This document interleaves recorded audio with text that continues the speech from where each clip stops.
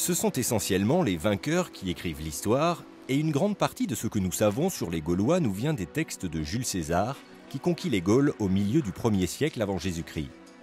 C'est donc imposé l'idée, à la suite des écrits du proconsul romain devenu empereur, de Gaulois barbares, hordes de moustachus à demi nus, mal organisés, violents, se cachant dans des huttes au milieu de la forêt en attendant de fondre sur les patrouilles romaines. Si cette idée a perduré à travers les siècles, s'il nous est encore si difficile de savoir comment vivaient les Gaulois, quelles étaient leurs croyances, leur culture, leur vision du monde, c'est que jusqu'à présent, peu de choses ont émergé du passé, à commencer bien évidemment par leur lieu de vie.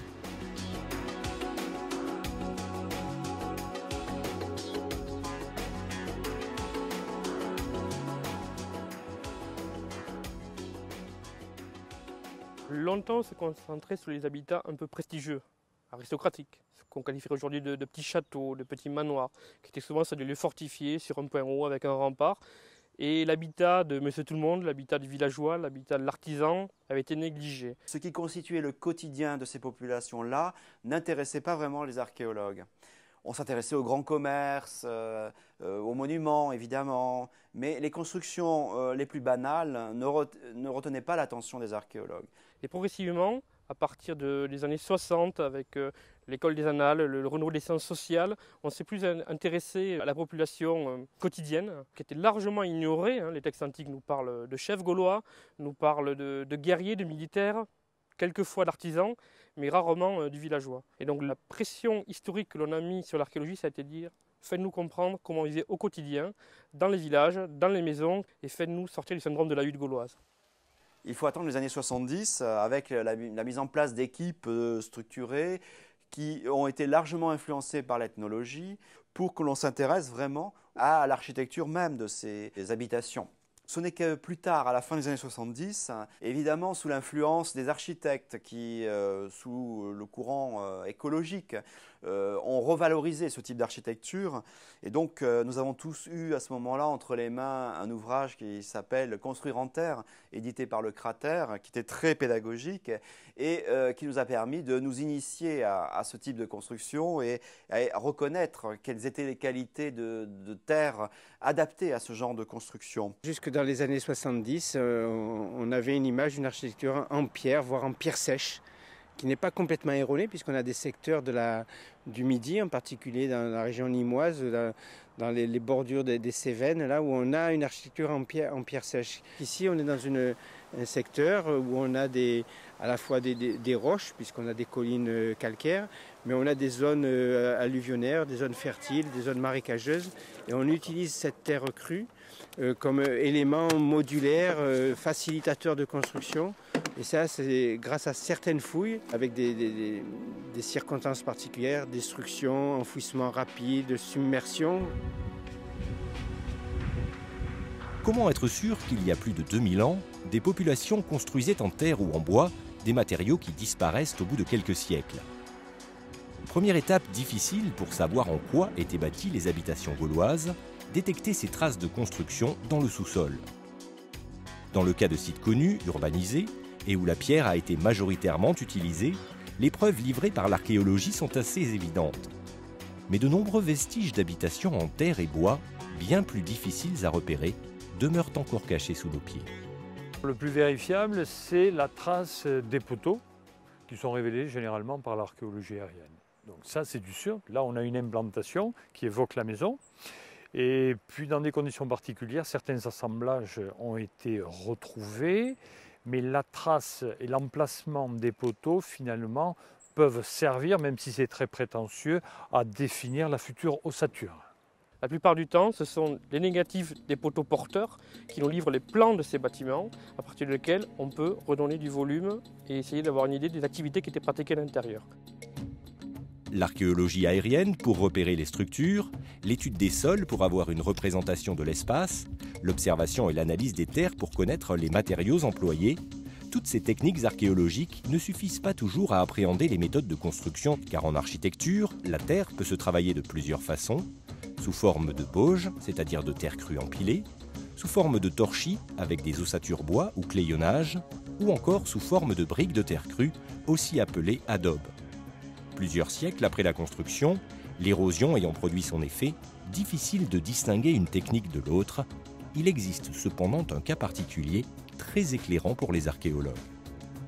Alors la chance que l'on a parfois, c'est que ces maisons en terre ont brûlé ou se sont même consumées à feu doux, je dirais, comme une cuisson. Cette argile qui était crue est devenue cuite et nous livre des murs, des négatifs de murs, des traces de murs qu'on en arrive vraiment à retrouver en lisant les couches de la terre. Ces négatifs de murs, après, nous permettent de restituer les volumes. Alors ça, vraiment, ce sont des conditions particulières. Les sites sur lesquels on trouve ces constructions en terre sont pour la plupart littoraux. Parmi les premiers sites à en avoir livré, mais de façon très démonstrative, il y a évidemment l'île à Martigues.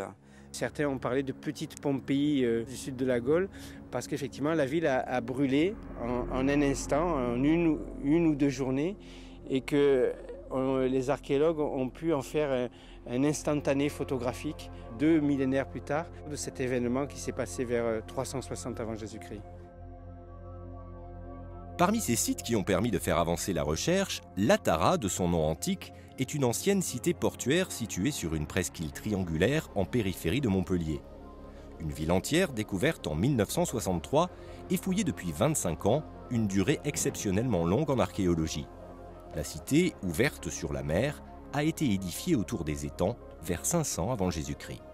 Très rapidement, donc, sur tout le littoral méditerranéen occidental, donc, se développent des villes et des comptoirs qui sont des comptoirs d'échange, de relais, influencés par les phocéens de Marseille qui développent ce commerce et en même temps développent des techniques constructives qui n'existaient pas. On le voit très bien avec les habitats comme l'habitat de Latte, où les premières constructions sont en bauge, donc avec un système qui est lourd, qui est massif, qui mobilise beaucoup de terre, beaucoup d'eau, et un changement au profit de la brique, qui est un système beaucoup plus propre, on va dire. Il suffit d'arriver avec ces briques et de les monter, et qui est beaucoup plus rationnel finalement, hein, qui permet aussi d'avoir des angles droits, de monter des murs plus hauts, qui demandent moins de matériaux. Quand les Gaulois ont découvert ce mode de construction dans le sud de la France, bien, ils ont été séduits apparemment et ils ont complètement laissé de côté leur technique traditionnelle de bauge et de torchis. Dans le sud de la France, comme dans tous les pays méditerranéens, on a des ressources en bois qui sont très, très modestes, de très mauvaise qualité. On n'a pas ou peu de grands arbres. Donc c'est sans doute la raison qui explique qu'on n'a pas développé les ossatures bois et les charpentes de bois et qu'on s'est orienté vers des murs porteurs en terre. Et des toits plats aussi en terre. Et c'est pas un hasard aussi si ces pays-là ont inventé la coupole, l'arc, etc., qui permet de ne pas utiliser de bois du tout. Avec le développement des fouilles préventives, notamment en grande surface, on arrive maintenant à décaper de grandes étendues où on découvre à la fois des villages, des maisons, des fermes. Donc le panel de nos données a en 10 ans complètement explosé. Et d'une région à l'autre, on se rend compte qu'en fait on a des variations géographiques régionales qui est liée en fait aux matériaux naturels présents. Notamment ici dans le sud-ouest, où l'argile est très présente, alors que la pierre, c'est un secteur économiquement absent, donc on a recours systématiquement à un système bois plus terre. En Méditerranée, au contraire, on peut voir des maisons avec des fondations calcaires, avec des élévations en terre. Dans le nord de la France, pendant longtemps, on va continuer à travailler la terre et le bois de manière mixte, et on va utiliser également des couvertures en bois, qu'on ne connaît pas par exemple ici. Ici, on aura plutôt utilisé du roseau, des phragmites, des chaumes, que l'on peut cultiver parce que le climat s'y prête et parce qu'on peut les utiliser de suite pour les maisons. La construction de sous-bassements en pierre, donc, c'est une raison technique qui est très simple. C'est qu'on est donc dans un milieu humide, donc avec une nappe phréatique très haute. Le sous-bassement en pierre joue un rôle protecteur. Des études ont montré qu'à partir de 50 cm de haut, les remontées capillaires, pour les 3/4, avaient déjà disparu. Quand on se promène donc sur de nombreux villages ou sites construits en terre crue directement sur le sol, on voit très bien donc, un creusement concave à la base du mur, qui est appelé dans le jargon archéologique le sillon destructeur, qui va saper le mur. Et si on n'intervient pas, au bout de quelques temps, le mur va s'écrouler. Les élévations des bâtiments n'étant pas conservées, excepté les soubassements de pierre pour les sites où ce matériau était présent en quantité, il est difficile de connaître la morphologie exacte des maisons, de même que les modes précis de construction. C'est pour cette raison que des expériences de restitution à taille réelle se sont développées depuis quelques années, initiées la plupart du temps par des archéologues voulant allier théorie et pratique. À Martigues, on tente ainsi de retrouver les gestes des constructeurs d'il y a plus de 2000 ans. Les Gaulois se sont installés ici sur un site stratégique, le seul débouché de l'étang de Berre sur la Méditerranée. Un premier village fortifié est fondé vers 500 avant Jésus-Christ. D'autres sites suivront, avec ici aussi les traces évidentes de la nouvelle technique constructive, la brique crue moulée. La brique de terre crue, c'est vraiment une marque méridionale, méditerranéenne, et qu'on veut essayer d'inculquer. C'est un message pédagogique qu'on veut essayer de transmettre à travers des bouquins, à travers des articles, à travers des expositions. On pouvait le faire aussi grandeur nature, dans des facsimilés.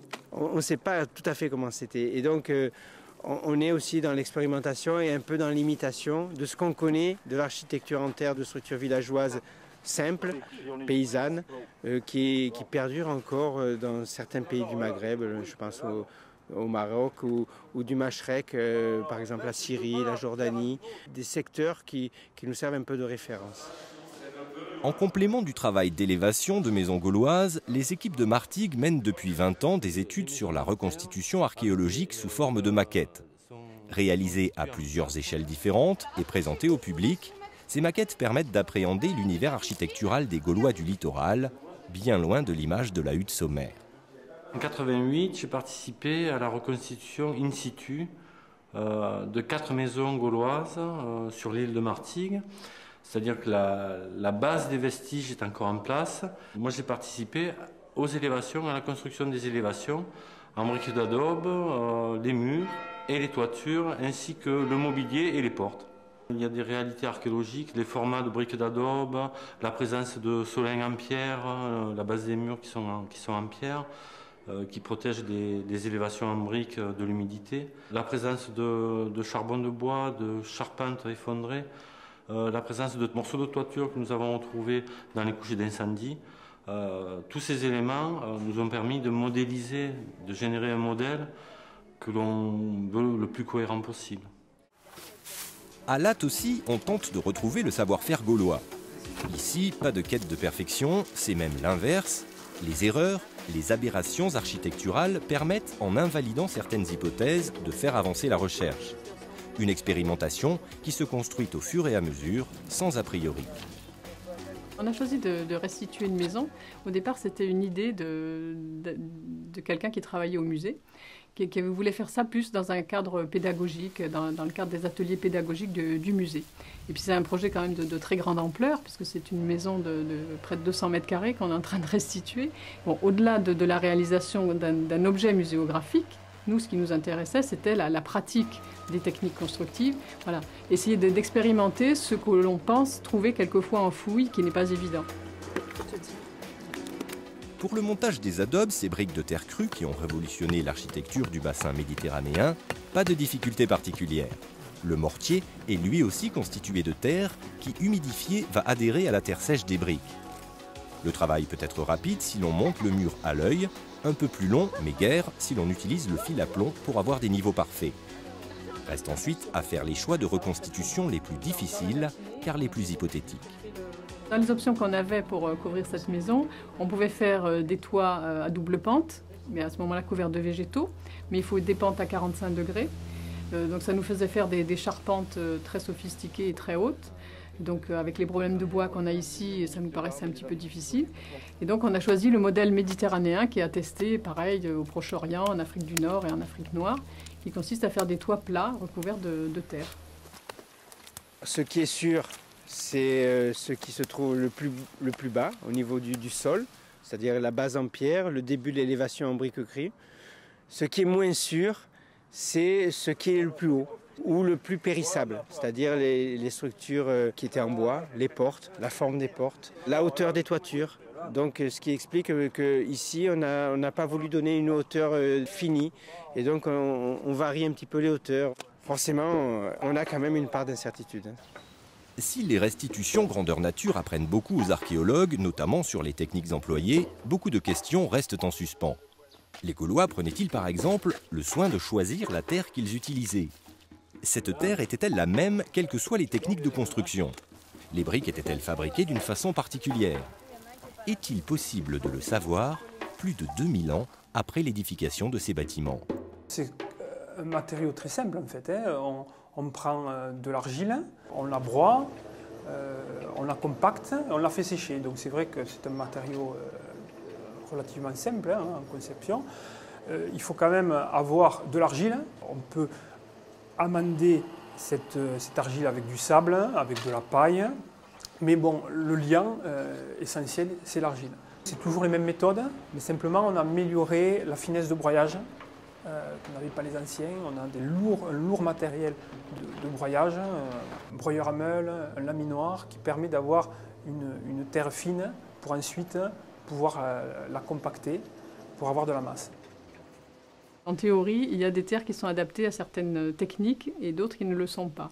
Ce qu'on a voulu un petit peu démontrer dans cette expérience de latte, c'est qu'avec une même terre, on peut bâtir à peu près tout, puisqu'on a essayé toutes les techniques de construction. Bon, c'est vrai que les résultats sont plus ou moins satisfaisants. Mais en théorie, je pense qu'on peut utiliser une terre pour faire à peu près tout. Voilà. Après, il suffit de la corriger. C'est-à-dire qu'on va lui ajouter du sable, on va ajouter des végétaux, des matières organiques, des choses comme ça qui vont la stabiliser ou corriger ses aspects pour la rendre apte à la technique qu'on veut employer. Et après, on modélise un peu, non ? Ouais, légèrement. On a effectivement fait des analyses de ces terres et on s'est rendu compte qu'on a d'abord un approvisionnement qui est forcément très local. On a des bonnes terres pour la construction en briques, mais on en a d'autres qui sont beaucoup moins bonnes. Et on s'en rend compte d'ailleurs, quand on les fouille, on a des briques qui sont trop sableuses. Le deuxième aspect, c'est le caractère opportuniste de cette construction. C'est une construction qui est éminemment recyclable. Et donc c'est énormément de briques crues, en particulier, qui sont faites à partir d'anciennes constructions en terre, ruinées et recyclées. Les dimensions sont calquées dans l'Antiquité et d'ailleurs jusqu'à une période récente sur le doigt, la main, le coude, la paume, etc. Donc des mesures qui sont liées au corps humain. Sur latte, on a identifié des modèles qui faisaient 20 sur 40 ou 30 sur 40. Voilà. Donc on ne peut pas généraliser, on ne peut pas dire tel endroit on fait des grandes briques, tel endroit on fait des petites briques. Tout dépend de la période. On a les gabarits historiques type la brique foraine, la daube, la 40-28-5. Mais ensuite on a développé d'autres formats de briques où on reste dans une logique, c'est-à-dire 2 fois la largeur plus le joint égale la longueur de la brique. Ça permet de jouer un peu sur les longueurs, les largeurs, pour tomber sur des multiples avec le joint. On a plusieurs milliers de briques de différentes époques, entre le 5e siècle et le 2e siècle avant Jésus-Christ. Les modules sont assez variables. Ce sont peut-être des habitudes locales. En tout cas, à l'âge du fer, on a plutôt des modules assez importants, alors qu'à l'époque gallo-romaine, on utilise plutôt des briques de plus petits modèles. Si les archéologues ont pu réaliser des typologies des différents types de briques et distinguer des techniques constructives variant selon les sites, peut-on alors imaginer que certains process de fabrication étaient standardisés? Que la construction des bâtiments était affaire de spécialistes? Y avait-il des corps de métier? Est-il possible en fait d'envisager une véritable industrie du bâtiment à l'époque gauloise? Pendant très longtemps, moi-même, j'ai pensé que c'était de la maison, c'était de l'autoconstruction, c'est-à-dire que chacun était son propre maçon. Et des collègues, là, Jean-Claude Roux m'a fait remarquer que on était dans des structures villageoises extrêmement restreintes, très petites, et que pour faire des briques, il faut de la place. Et donc la fabrication des briques elles-mêmes, sauf ponctuellement pour des petites réparations, tout ça, elle devait se faire à l'extérieur. Si on prend le cas de villes où on a quand même une densité très importante d'occupation du sol par les maisons, où les espaces communs, les voiries, etc. sont publics et on n'a pas vraiment le droit de stocker à l'extérieur, les propriétaires vont se retrouver donc sur sa parcelle. Donc il ne va pas pouvoir stocker tous ces matériaux pour construire parce qu'il a besoin de place, il a besoin d'espace, etc. Au fur et à mesure de la construction, il va y avoir donc des matériaux qui vont être amenés. Il pouvait y avoir probablement une certaine spécialisation des activités. Celui qui va chercher la terre à la carrière, celui qui va la préparer, qui va la mélanger avec la paille de la récolte de blé ou d'orge qui vient de se faire, celui qui va la mettre en forme, celui qui va l'acheminer sur le village et en définitive celui qui va la construire, qui va monter la maison. Donc il y a peut-être une spécialisation, une professionnalisation, une notion d'économie, de prix qui est introduite à travers cette construction qui est a priori très traditionnelle. Outre la construction en elle-même, un autre aspect de l'habitat gaulois peut être étudié, le vieillissement des structures. Le site du village gaulois de Rieux-Volvestre, en Haute-Garonne, existe depuis plus de 15 ans, une durée qui permet d'appréhender l'évolution des structures en terre. Le village a connu de nombreuses intempéries, notamment la tempête de 1999 et la sécheresse de 2003, un incendie dans une maison en terre, la présence quotidienne d'animaux près des maisons et bien sûr les allées-venues des visiteurs. Durant toute sa conception, puis au cours de toutes les réalisations ultérieures, le village a été le fruit d'intenses échanges entre les archéologues et les porteurs du projet, avec de fortes réserves théoriques face à cette expérience encore jamais tentée à cette échelle. Les plans qui ont été utilisés dans le projet Saint-Julien venaient du nord de la France. En l'an 2000, on n'en connaissait quasiment aucun plan pour le sud-ouest de la France. Et en fait, les expérimentateurs de Saint-Julien ont devancé les archéologues dans cette affaire-là. Ils sont venus nous bousculer nos a priori, nos idées, en disant ben voilà, dans le nord de la France, on a cette une maison, pourquoi pas ici? Et donc pendant 10 ans, à l'occasion des travaux autour des grandes villes de l'agglomération toulousaine, on a essayé de détecter des éléments qui pouvaient conforter ces hypothèses. Et il s'avère que les hypothèses et les postulats de départ qui avaient été mis en place ici se sont révélés complètement vérifiés par l'archéologie. Le recours au bois pour les poteaux porteurs, le recours à la terre pour la terre massive, le torchis, l'éclionnage sont tous des éléments qu'on a réussi à retrouver parce qu'il y a une sensibilisation auprès des archéologues par l'expérimentation. À l'époque, sur la région toulousaine, on n'avait pas de grosses références. On n'avait pas d'études, pas de publications. Et la chance a voulu que des découvertes lors de l'agrandissement de la zone d'aéroconstellation à Toulouse, à Blagnac, nous a permis de valider notre travail. Parce que jusqu'à là, on avait fait des choix, mais on n'avait pas véritablement de certitude. On est en fond de vallée avec à disposition du bois et de la terre. On ne va pas compliquer les tâches. Généralement, on le regarde dans l'établissement des maisons, on ne va pas transporter de la terre, c'est fastidieux, c'est long, c'est lourd. On peut penser que la terre servait également à finir le sommet du toit, la partie faîtière, et pour finalement apporter l'étanchéité finale au sommet du toit. Un travail de conception nourri par les apports de l'archéologie et des réalisations qui évoluent en fonction des erreurs constatées sur les structures précédentes, une sorte d'accéléré de ce que les Gaulois ont dû vivre au cours de leurs expériences architecturales.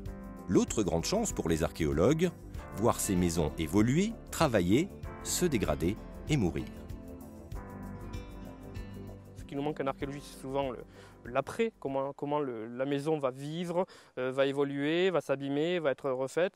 Et là, ce sont des tas de petits indices détails que l'archéologie ne peut pas appréhender et qui nous permettent, nous, d'habiller nos hypothèses archéologiques. L'avantage de la terre, c'est bien celui-là, c'est-à-dire c'est une matière qui est façonnable, qui est non seulement elle est revenable, disponible, mais en même temps, on peut la remettre en œuvre. C'est-à-dire on la remouille. S'il y a un endroit qui est abîmé, on va débarrasser le cléonnage de cet endroit, mais ce n'est jamais définitif. Bon, au bout de 15 ans, voilà, on y arrive là maintenant, c'est-à-dire il y a des endroits qui ont souffert du fait de la fréquentation du public ou des animaux qui à un moment donné se sont un peu trop approchés des maisons, ils se sont frottés sur les murs. Donc voilà, la réfection des murs et des toits arrive au bout de 15 ans. Il faut commencer à regarder un peu de plus près. On dit que ce sont des maisons qui sont constamment en réfection. Et combien de temps on ne peut pas donner une date parce qu'on va avoir une année où il ne va pas pleuvoir, où il n'y a pas d'événements climatiques, et puis une autre année où il va y avoir deux orages terribles dans l'année. Et donc ce sont des maisons qui sont vraiment tout à fait, un habitat qui est tout à fait en phase avec le climat et qui réagit en fonction de ces événements. Il y a des fermes qui ont 200 ou 300 ans, il y a toujours la brique crue. Simplement, les toits ils étaient un peu plus longs pour protéger la brique crue des intempéries. Et vous voyez, même 200 ou 300 ans après, la brique crue, même à l'extérieur, est toujours là. S'il y a un bon dévers de toit, eh bien on s'aperçoit que tout le long des murs, d'ailleurs, il n'y a pas de végétation ou très peu. Le mur va rester très sain, puisqu'il est simplement posé sur le sol. Il n'y a pas de fondation qui pénètre dans le sol, donc le mur ne fera pas mèche. Il est isolé du sol par les premières branches de châtaignier. Il n'y aura donc pas de remontée capillaire. On est dans des maisons où ce qui est le plus important, c'est la présence de l'homme. Et la notion d'entretien, se voit par la réfection des enduits, se voit par des réparations ponctuelles difficiles à percevoir et que les archéologues ont du mal à bien appréhender. Le Gaulois, là aussi, contrairement à une image un peu dure, nous laisse des maisons assez propres. C'est-à-dire que les sols sont systématiquement balayés et nettoyés. Sur le site de Latte, par exemple, Méditerranée, on a un site qui a duré pendant 4 siècles. Certaines maisons internes sont là pour 2 ou 3 générations. Et malgré tout, les indices archéologiques sont très ténus, les maisons sont nettoyées. Donc ce qu'on retrouve, ce sont les abords, les dépotoirs, la céramique, mais qui ne nous permettent pas toujours d'avoir une vision fine de l'évolution de la maison elle-même. Et c'est plutôt l'expérimentation qui nous permet de voir combien de temps un toit peut tenir aux intempéries en Méditerranée après des orages violents, comment plusieurs hivers peuvent être passés avec une architecture en terre qui n'est pas protégée. Donc ces éléments-là qu'on va aller chercher dans l'expérimentation. Les apports de l'archéologie expérimentale semblent donc confirmer que les Gaulois bâtissaient des maisons bien conçues et bien entretenues à l'aide de techniques constructives éprouvées. Peut-on pour autant les qualifier de bâtisseurs, possédant des règles, des techniques, des savoir-faire? Ils savaient exactement de quelle façon on devait construire. On peut le voir au niveau des plans des maisons, en plan unique, en cour intérieure, en plusieurs modules. Les Gaulois avaient déjà inventé la plupart de ces recettes du bien vivre dans une maison qui thermiquement peut être équilibrée, dans une maison où on va calculer l'ensoleillement en fonction de l'orientation de la maison. Les vents dominants vont être intégrés dans la problématique de l'architecture. Donc on a déjà des préoccupations environnementales. On a vraiment une conjonction, vraiment un instant d'équilibre dans l'architecture entre ces éléments-là. Aujourd'hui, on est dans le monde effectivement du recyclable, du renouvelable, de l'environnement. Et c'est vrai que c'est une certaine satisfaction, une certaine jubilation pour nous qui sommes des hommes qui travaillons sur le passé, des hommes archaïques, prétendus tels, passéistes, de retrouver dans des pratiques anciennes quelque chose qui a le goût du jour.